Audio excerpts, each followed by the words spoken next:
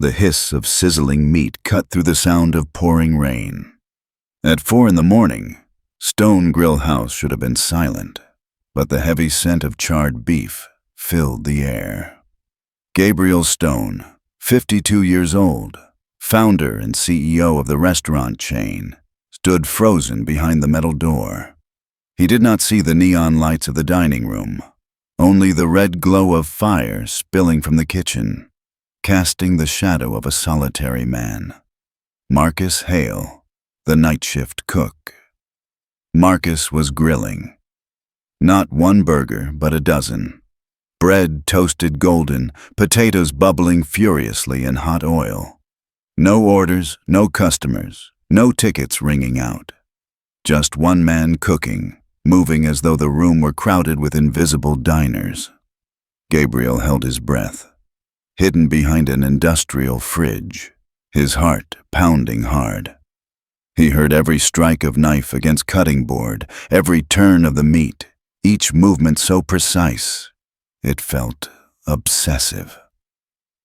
What on earth is he doing at this hour? Gabriel wondered. Gabriel. 15 years ago, Gabriel himself had stood at that very stove, his bare hands slick with grease, grilling one plate at a time to fuel the dream of building his first restaurant. But once Stone Grill expanded across Boston, Gabriel no longer touched a spatula. He sat behind glass walls in boardrooms, reading reports, listening to explanations from regional manager Cliff Harmon. Late-night revenue was falling. Supplies were disappearing. Bills for oil, beef, and bread had spiked. And the name that kept appearing in Cliff's reports was Marcus Hale. Quiet, strange, definitely hiding something. He's probably stealing product, Cliff had said with a mocking smile. Gabriel had not argued, but neither did he fully believe. He needed the truth. So tonight Gabriel pulled on an old hoodie, capped his head with a frayed baseball hat, disguising himself as a janitor on the night shift. Not the CEO, not the founder, just the old cleaner no one noticed. He slipped in through the back door, waiting for Marcus to slip up. But what he saw instead left him stunned. Marcus cooked as though performing a ritual, washing his hands 5 times, tying his apron with 2 tight knots, switching on the radio to play a single old tune. Each piece of meat hit the steel with perfect care, his eyes half closed as smoke rose around him. No words, no smile, only a devotion so intense it sent chills down Gabriel's spine. Gabriel remembered the last time he had worked the line, more than a decade ago. He had lost the smell of smoke and fat, the sound of spatula striking the grill, the sense that each burger carried meaning. And now, a night cook accused of theft was reviving those memories. But why was Marcus making so much food? Selling it somewhere? Eating it all himself? Or passing it on to some black market? Gabriel had watched the cameras all week. No customers arrived. No secret deals took place. No one came to collect the food. The meals simply disappeared into the night. In a cheap motel near the harbor, Gabriel tossed in bed until morning. The images of Marcus replayed over and over in his mind, standing motionless for hours staring at the empty lot, calloused hands wrapping each portion as if it were treasure, eyes hollow yet radiating something no report could capture. Not greedy, not careless, more like someone guarding a secret. The CEO, once hailed as the king of the charcoal flame, now found himself shaken by a man working beneath him. In the bleach-scented motel room, Gabriel whispered to himself, "Tomorrow, I will follow this to the end. I need to know where those meals are going." His fist clenched, his eyes sharpened with resolve. For the first time in years, he was no longer a CEO perched at the top of a glass tower. He was a nameless man plunging into the mystery of his own creation, and he felt certain What he was about to discover would not only change Marcus, it would change him forever. 3:45 a.m. The port city of Boston lay shrouded in cold mist, drizzle falling like needles on the roofs of rusted warehouses. Behind Stone Grill House, a kitchen light flickered on. Gabriel Stone, disguised in a dark hoodie, was already hidden in the shadows, his heartbeat pounding like war drums. Marcus Hale entered the kitchen, repeating the same ritual as the night before. Careful, methodical, like a soldier obeying some invisible command. He washed his hand 5 times. He tied his apron tight. He switched on the radio, letting a single mournful song play on loop. Flames roared as the steel grill thundered under the weight of dozens of patties. The smell of burgers filled the room. Potatoes boiled furiously. Bread turned golden in the oven. Gabriel noted every detail, his hands trembling, unsure if from the cold or the tension. He watched Marcus wrap each meal with precision: burger, fries, coleslaw, napkins folded neatly. Each one looked prepared for honored guests. Yet no customers were there. At 4:10, Marcus pulled out an old rattling cart. On it, steaming trays were lined up in perfect order. He pulled on a heavy coat, drew his hood over his head, and pushed the cart out the back door. The burst of kitchen light spilled into the wet darkness. Gabriel swallowed hard and followed. Outside, the alley reeked of salt air and machine oil. The cart wheels scraped against the soaked pavement, squealing with each turn. Marcus did not look back. His steps were steady, as though he had walked this path 100 times before. Gabriel kept 30 meters behind, shoes soaked, his pulse racing. He was no longer a powerful CEO. He was a ghost hunter chasing something beyond reason. At every corner, under each pale street lamp, Gabriel saw Marcus's shadow stretching across the wet pavement. One lone figure, hunched over his cart, yet carrying himself with a quiet dignity. Who needs this food? Who waits in the cold night? Gabriel asked himself, every nerve strung tight. At last, Marcus stopped before an abandoned warehouse by the harbor. Gabriel pressed against a broken brick wall, his heart frozen still. From the darkness, shapes began to appear. An old woman in a patched coat, trembling. A war veteran missing a leg, leaning on crutches, with an old dog shuffling at his side. A young man with hollow cheeks, clutching a torn backpack. They moved forward quietly. No pushing, no noise, as if part of a sacred ritual. Marcus lifted the trays. Steam poured out in thick clouds. He called each name. Sarah, are the coughs easing today? Hank, extra fries for Luna. David, take this to Rodriguez. Remind him to keep warm. Each meal was handed out like treasure, not as charity, as recognition, as care. No one knelt, no one begged. It all unfolded in silence, yet drenched in dignity. Behind the wall, Gabriel was struck breathless. The missing numbers in the reports, the accusations of stolen supplies, now stood revealed as burgers carefully wrapped, meals keeping the forgotten alive. His chest tightened, burning, as though a hand gripped him from within. Suddenly, he realized the man he had doubted for weeks was the only one in this darkness carrying the light. And in that moment, Gabriel understood. The twist was not Marcus. It was himself. He, blinded by numbers, had forgotten that a single burger could save a soul. Boston was waking to dawn, but for Gabriel Stone, the night had not yet ended. He sat motionless in a cheap motel room, the pale yellow lamp casting shadows across his hollow face. On the table, his laptop glowed with inventory spreadsheets, rows of numbers reflecting back at him. But this time they no longer looked lifeless. He dragged the cursor down the screen, tracing each line. 847 beef patties gone in 6 months. More than 1,000 buns missing without sales receipts. Oil, coleslaw, paper boxes, all marked as loss.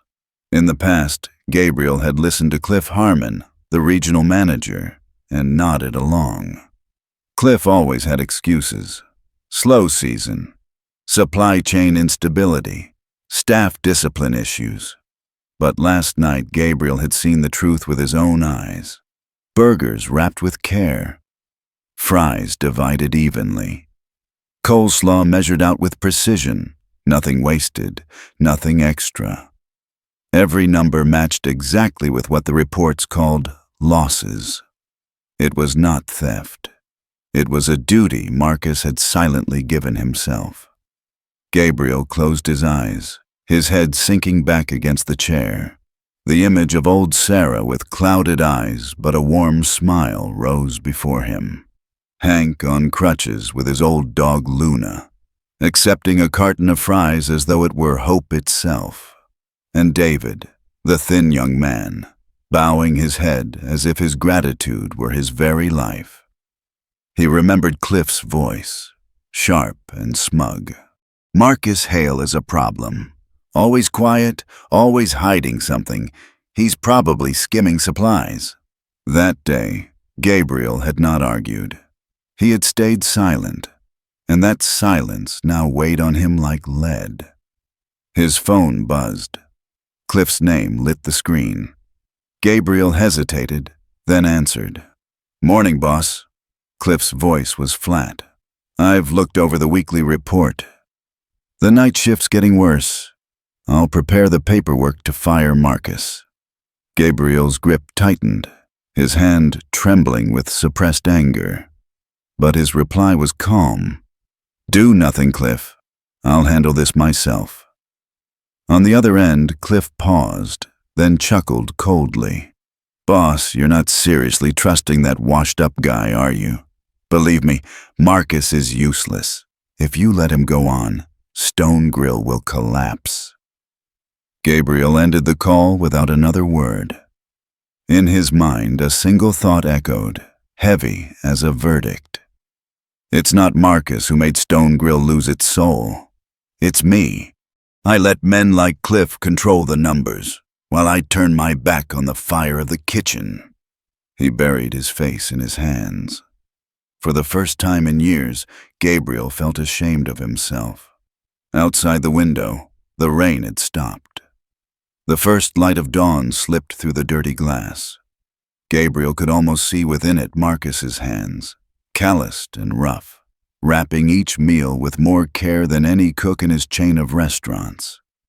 Last night he thought he was unmasking a thief, but in the end, the mask torn away was his own.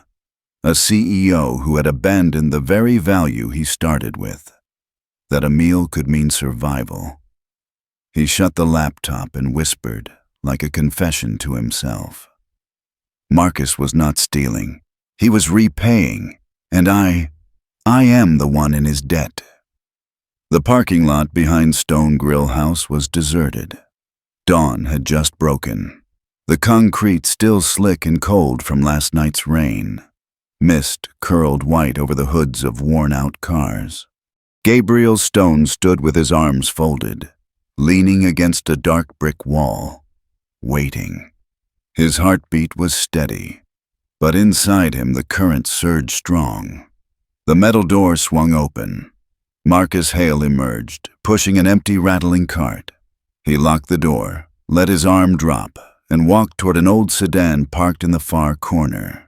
Just as he reached for his keys, a voice cut through the still air. "I saw everything."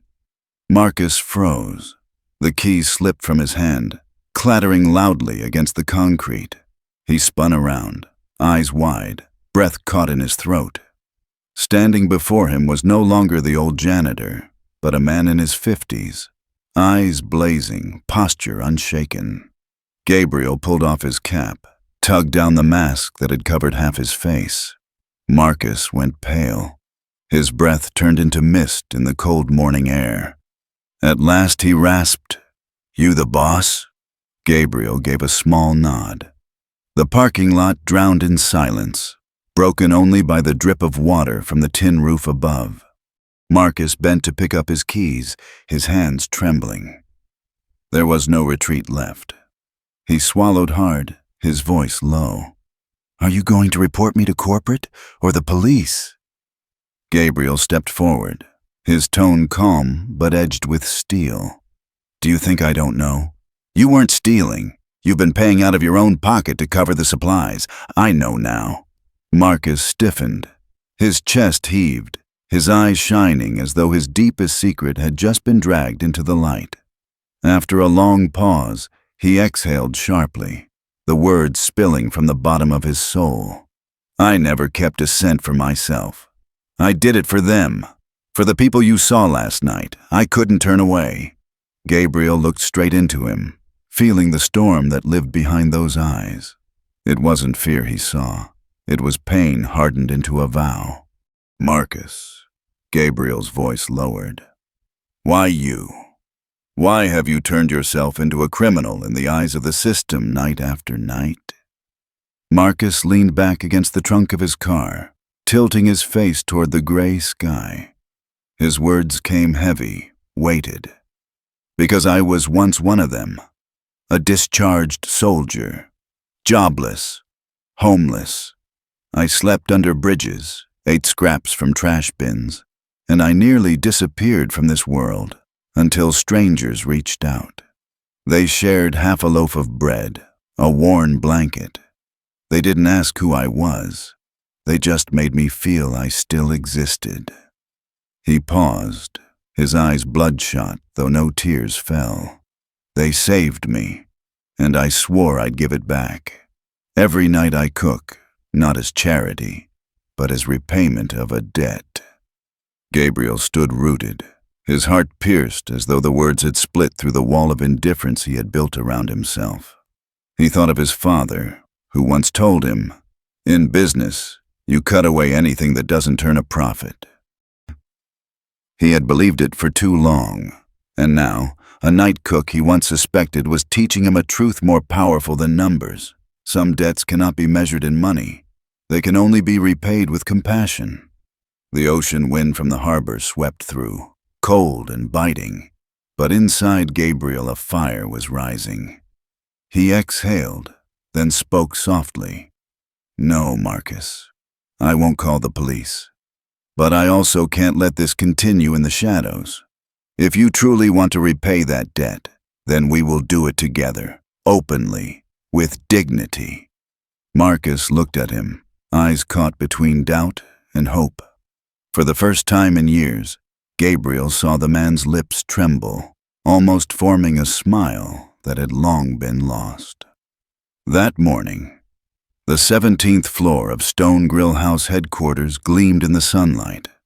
The conference room with its glass walls overlooked the Boston harbor, where container ships belched smoke. Everything radiated power and luxury. But inside, the air was thick with deceit. Cliff Harmon was already waiting. He wore a flashy pinstripe suit, a bright red tie, and kept his eyes fixed on a thick folder. When Gabriel walked in, Cliff rose with a polite smile. "Good morning, boss. I've compiled the report. Believe me, everything is clear. Marcus Hale must be terminated immediately. He is the source of the losses." Gabriel pulled out a chair and sat, his hands clasped together. He did not answer right away. His silence made Cliff falter, but only for a moment. Then Cliff pressed on, voice firm. "We cannot tolerate this. For 6 months, the inventory has bled red. Frying oil, beef, bread, all disappearing. This is theft, nothing else. I've even prepared a list of replacements for Marcus, young, quick, obedient. All I need is your approval." Cliff dropped the folder on the table with a look of triumph. Gabriel met his gaze. His voice was low and cutting. "Cliff, Do you even know what you're saying? I saw Marcus with my own eyes last night. Cliff's face stiffened, only for an instant. Then he narrowed his eyes and gave a thin smile. You went down there yourself? With all due respect, boss, you don't need to do that. We are the ones who handle supervision daily. Gabriel slammed the table. The sound thundered through the room, and Cliff flinched. Supervision. You call it supervision when you scapegoat a soldier who gave his youth, just because he stays silent and refuses to flatter you. Cliff tried to recover, leaning on the table. You don't understand. If one employee causes thousands of meals to go missing, the board will hold me responsible, and you as well. We have to cut this out before it explodes. That is how we protect the company. Gabriel let out a harsh laugh, his voice cracking with anger. Cut it out? I've reviewed every line of data. Marcus wasn't stealing. He paid out of his own pocket to cover those so-called missing meals. They didn't vanish, Cliff. They kept people alive. People you have never looked in the eye. The homeless, the veterans, the abandoned. Do you understand? Cliff stammered, sweat beading on his forehead. Boss, with all respect, we cannot turn Stone Grill into a charity kitchen. This is a business. It is about profit. If he wants to do charity, he can open a soup stand on the corner, but here, every cent counts. Gabriel shot to his feet. His shadow loomed heavy across the table. Cliff, your greatest mistake is believing Stone Grill was built on numbers alone. I started this with a spatula, with nights of burned hands at the grill. And I know this. Food does more than fill a stomach. It preserves dignity. Marcus understands that. You do not. Cliff forced a shaky smile. What do you intend to do? The board won't agree. Gabriel leaned closer, his words sharp as a blade. The board will listen to me, because I am the founder. And today I declare this. Marcus Hale will not be fired. On the contrary, he will be the foundation of Stone Grill's new program, a program you, Cliff, will never be fit to lead. The room froze. Cliff went rigid, his face drained white. For the first time, he realized that the power he clung to had dissolved in a single decision. Gabriel drew a deep breath and straightened his back. You have two choices. Accept the new path of Stone Grill, where profit walks hand in hand with dignity, or walk out of this room, and I will find someone else. That night, the kitchen of Stone Grill House felt different. It wasn't the smell of smoke and oil, nor the clatter of pots and pans, but because every employee had been called in. Faces still smeared with grease from the evening shift, eyes heavy after long hours on their feet, all now turned toward the man in the middle of the room. It was Gabriel Stone, not the polished owner in a sharp suit, but a man of flesh and bone, hair streaked with gray, wrists still bearing old burn scars from years past. No more disguises, no more masks. He looked at each of them, his gaze slow, steady, and heavy with meaning. Whispers rippled through the room. It's the boss. That's really him. My God, how long has he been here? Gabriel raised a hand for silence. His voice rang out, deep and firm. You've heard the rumors, but tonight I'll tell you the truth. I am Gabriel Stone, the founder of Stone Grill House, and I've been here not as your CEO, but as a man quietly watching. The air thickened. Some employees stood frozen. Others lowered their heads, fearful they had said or done something wrong under his unseen eyes. Gabriel drew a long breath before continuing. I once believed this company thrived on polished reports and numbers printed in red and green. But then I saw something else. I saw Marcus Hale, night after night, in this very kitchen, cooking dozens of meals, not for customers, but for people out there, souls the world had abandoned. A murmur spread through the staff. Marcus, standing at the back, bowed his head, his hands clasped tightly together. He knew this moment would come, but not so soon, not so suddenly. Gabriel's eyes found him, then swept across the room. Cliff Harmon called it theft. He called Marcus a cheat. But I, who saw it with my own eyes, know the truth. Those meals saved a sick old woman, a veteran with a missing leg, a homeless young man, and Marcus paid for it with his own meager wages. The kitchen fell utterly silent. Young employees, who had only ever known Marcus as the quiet night cook, now stared in disbelief. A waitress whispered, He did all that?" Gabriel paused, letting the silence sink in. Then his voice rose, resolute. "From this day forward, Stone Grill House will change. We will cook one extra batch of meals every night shift. It will not be counted as loss. It will not become a marketing campaign. They will simply be meals, hot and decent, given to those shivering outside. That will be our new commitment." A worried voice broke the hush. "But what about costs? Will the board allow this?" Gabriel gave a thin smile, his eyes burning with fire. "Do not worry about the board. I am the board, and I have decided, because a company does not survive on profit alone. It survives on trust, on humanity. Without that, even the finest food becomes nothing but cold leftovers." His gaze returned to Marcus, lingering on him. "Marcus Hale," he said, his voice echoing through the kitchen. "From this moment, you are no longer just a night cook. You will lead this program, a program we will call Silent Service. No fanfare, no advertising, only meals and human hearts." Marcus lifted his head, his eyes red, his throat too tight to speak. And in them, for the first time, Gabriel saw a spark. No longer emptiness, but belief. The kitchen stood still. Then a single pair of hands clapped. Another joined. Then another, until the entire room erupted in thunderous applause, louder than the crash of cast iron on the stove. And in that moment, Gabriel knew. He had given Stone Grill House a new soul.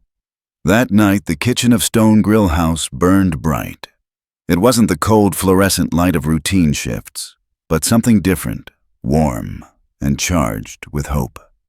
Steam rose in thick clouds. The smell of seared meat mingled with the sharp scent of fries filling the room. Yet the true difference lay in the two men standing side by side at the heavy cast-iron grill. Gabriel Stone and Marcus Hale. Marcus tied his apron, his calloused hands trembling slightly. His whole life he had cooked in silence, hidden from every gaze. But now, the founder himself stood beside him, spatula in hand, sweat beading on his forehead. The sight made Marcus's chest ache, a mix of disbelief and unease. Gabriel clumsily flipped the first burger. Hot grease splattered, stinging his wrist. He winced and muttered a curse under his breath. Marcus instinctively seized the spatula, turning the patty with precision to preserve its sear. His voice was low but steady.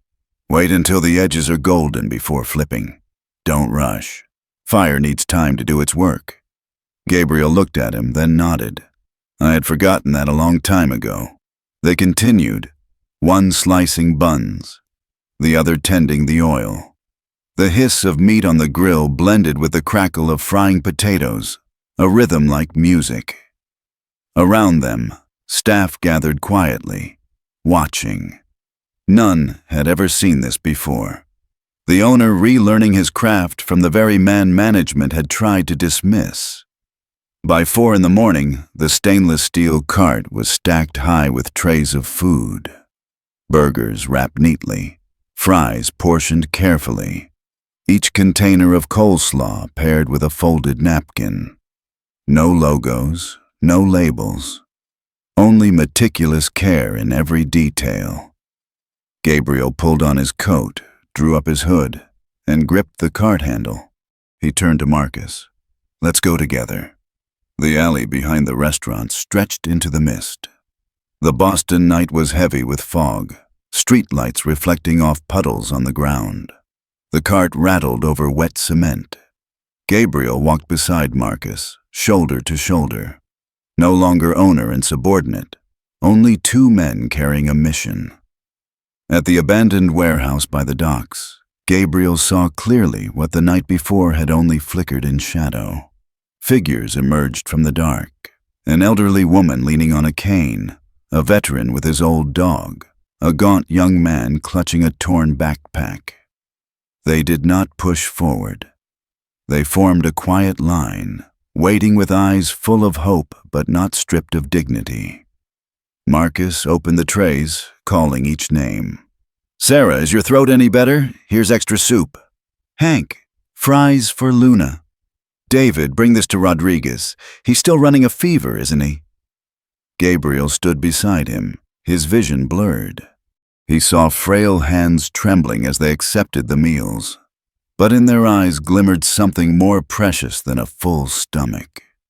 The feeling of being remembered, of being respected. A boy no older than 10, clutching a worn coat, whispered softly, "Mr. Marcus, is there one for my mother tonight?"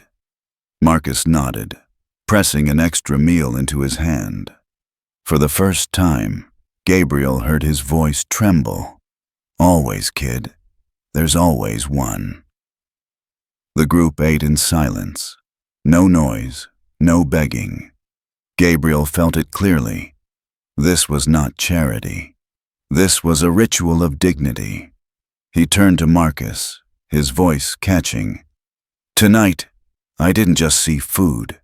I saw the soul of Stone Grill, the soul I had lost for too long." Marcus did not answer. He only kept dividing the meals, but in his eyes a faint light glowed against the darkness. In that moment, Gabriel knew. The first flame had been lit again, not from the grill's fire, but from the heart of a night cook. And this time, he would not let it die. The next morning, Stone Grill House headquarters was in turmoil. The boardroom was packed, the air so tense that even a breath seemed to fall heavy against the floor. Along the long glass table sat rows of stern faces, some tapping pens, some flipping through reports, others waiting with folded arms. At the head of the table, Gabriel Stone sat tall, his eyes blazing. No trace of the exhaustion from the night before. Cliff Harmon entered, carrying a thick stack of slides and his usual swagger. He cleared his throat and smirked. "Ladies and gentlemen, as you know, the losses from the night shift have grown worse. I have prepared a proposal to cut staff, including Marcus Hale, the night cook. This measure will save the company tens of thousands of dollars a year." A few members nodded. Others scribbled notes. Cliff smiled triumphantly, then turned to Gabriel. "Boss, I trust you'll agree. We need to protect our profit." Gabriel rose slowly. The room fell silent. He removed his glasses, set them on the table, and let his gaze sweep across every face. "Last night, I saw with my own eyes what no report has ever revealed. Those missing numbers are not theft.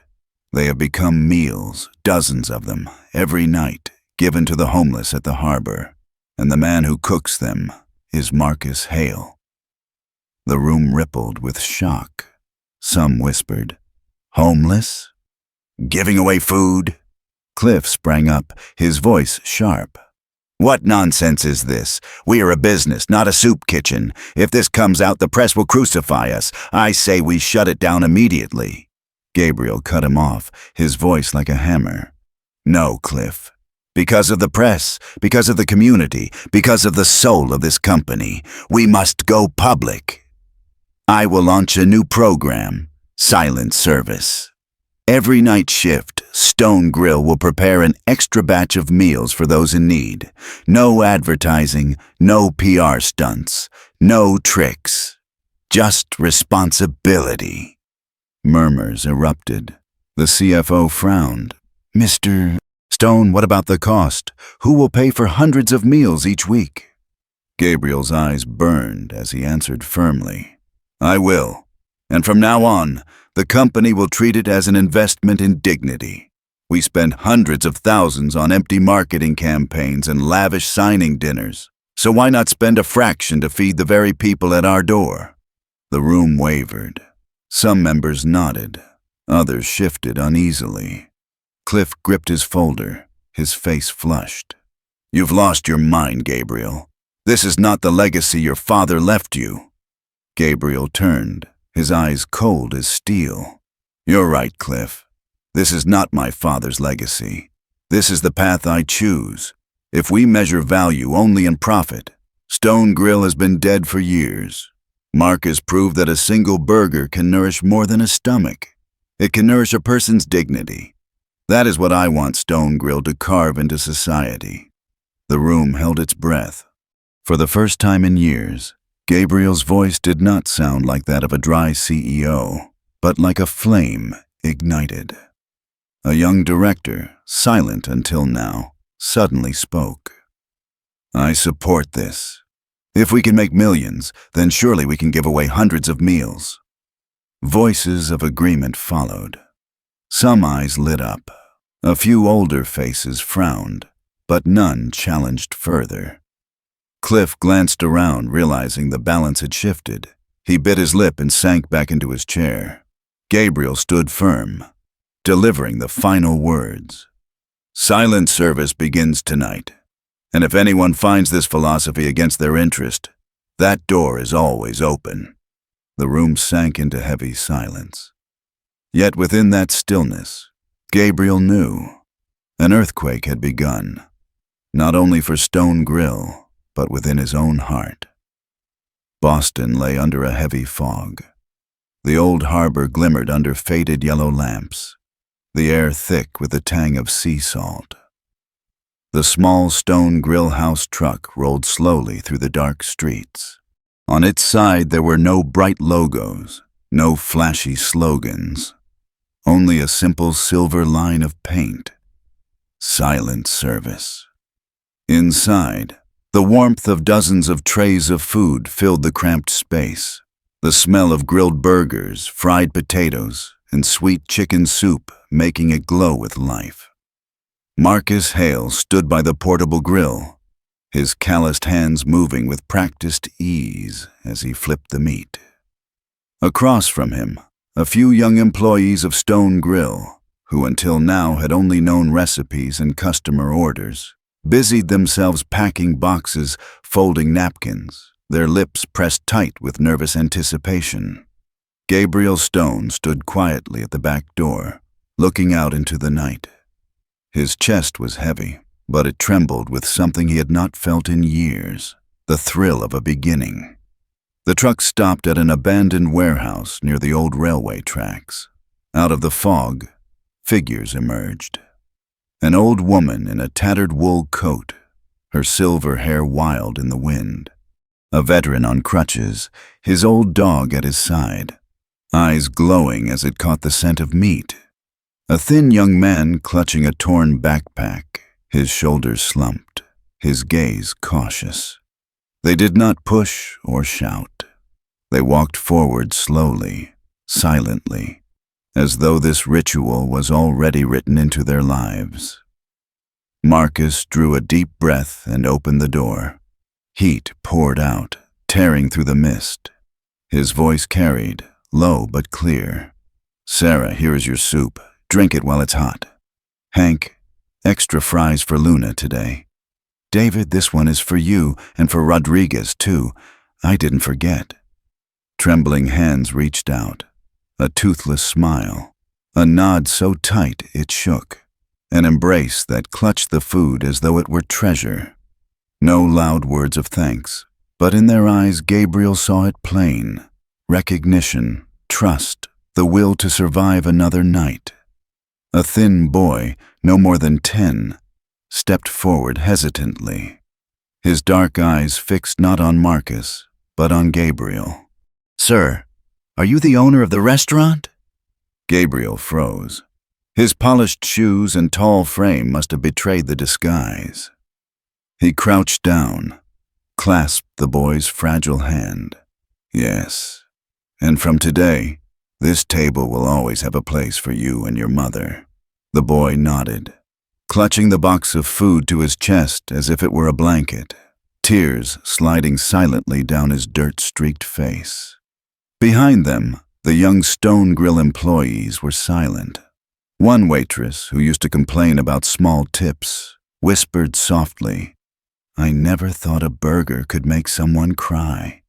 Marcus heard it, glanced at Gabriel. The owner gave a slight nod, his eyes saying, "This is the real value." When the last tray had been handed out, Marcus stood tall. He lifted his hand to his temple, giving a crisp soldier's salute to the crowd. None of them returned it, but they all stood still for a moment, as though to accept the honor. Gabriel breathed deep, his chest swelling.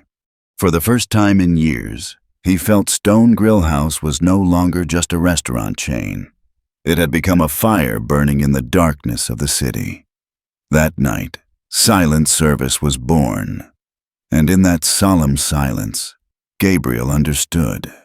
This was the legacy he truly wanted to leave behind. The news of silent service began only as whispers in the alleys near the Boston harbor. A few homeless men and women, their bellies warm and their eyes still shining, told each other, "There's a small truck that stops every night, handing out hot burgers, crispy fries, chicken soup. No one asks for your name. No one takes pictures." These stories spread like warmth through the bitter winter air. Then, one Sunday morning, a young reporter happened to witness Marcus Hale handing a meal to old Sarah. He did not take photos. He simply stood still, then wrote a short piece on his personal blog. "I saw a company give in silence." The post spread across social media. Within 2 days, the name Silent Service appeared on the local evening news. Inside the Stone Grill House boardroom, senior executives were restless. Some warned of financial risks. Others fretted over brand reputation. A marketing director slammed his hand on the table. "We cannot let this program remain in the shadows. If we're doing it, it must become a campaign. This is a golden opportunity." Gabriel Stone sat at the end of the table, eyes heavy with thought. He let the noise swell, then rose to his feet. His voice cut through the thick air like iron. "No, silent service will not become a PR tool. It exists for people, not for the brand. You can call me a fool, but I would rather lose profit than lose the soul of this company." Silence swallowed the room. No one dared to argue. That night, Gabriel returned to the kitchen. Marcus was inspecting trays of food, his calloused hands as meticulous as ever. Gabriel stepped forward and laid a firm hand on his shoulder. "Marcus," he said, his voice steady like a vow, "I stood against the board today, but if you agree, I want you not only to lead silent service, but to train the new staff. I want this compassion to become the heartbeat of Stone Grill." Marcus lifted his gaze, his eyes deep and solemn. He said nothing, only nodded. But Gabriel understood. Within that nod was the acceptance of a man who had once lost everything, now entrusted with something that mattered. A week later, silent service was no longer confined to Boston. The Stone Grill branch in New Haven, then Providence, began their own night batches of food. Young employees, once trained only to upsell side dishes, now learned to fold napkins neatly, just as Marcus had done. On social media, the hashtag #SilentService flooded feeds. But what moved Gabriel most were not the shares, it was the handwritten letters. A young woman from Arizona wrote, "My father died in a homeless shelter. If he were alive to see what you're doing, he would believe he had not been forgotten." A 12-year-old boy tucked $5 into an envelope, scrawling, "I don't have much, but I want someone to have breakfast." Gabriel read each letter, his hands trembling. Every line was like a small candle lighting the path he once thought had gone dark. One evening, when the silent service truck stopped at the harbor, old Sarah took her meal with trembling hands, looked at Marcus and Gabriel, and whispered, "You've made me remember what it feels like to be human." Gabriel squeezed Marcus's hand. In that moment, he understood. The flame that one night Cook had kept alive in the shadows had now spread across the city, and nothing, not numbers, not reports, not the board, could ever extinguish it again. In the world of business, people are often taught to maximize profit, cut costs, and expand market share. But the story of Stone Grill House has given us a different lesson. The true strength of a company is not written on a balance sheet, but in how it treats those most easily forgotten. Gabriel Stone once believed that numbers were everything. Then, a night cook quietly preparing meals for the homeless forced him to look again. And he realized, leadership is not only about managing, it is about daring to let the heart lead. When a CEO steps into the kitchen, flipping each patty, handing out each burger, he is not only relearning his craft, he is relearning how to be human. As an observer, I believe it is the small, consistent, selfless acts like silent service that build a true legacy. A company may lose market share, but it will never lose its value if it restores dignity to people. If you too believe that a meal can nourish not only the body, but also a person's pride, press like to spread this story. Don't forget to subscribe to follow us on other journeys, where leadership is measured not by power, but by compassion. And I want to hear your thoughts. Leave a comment with just 2 short words. Still human.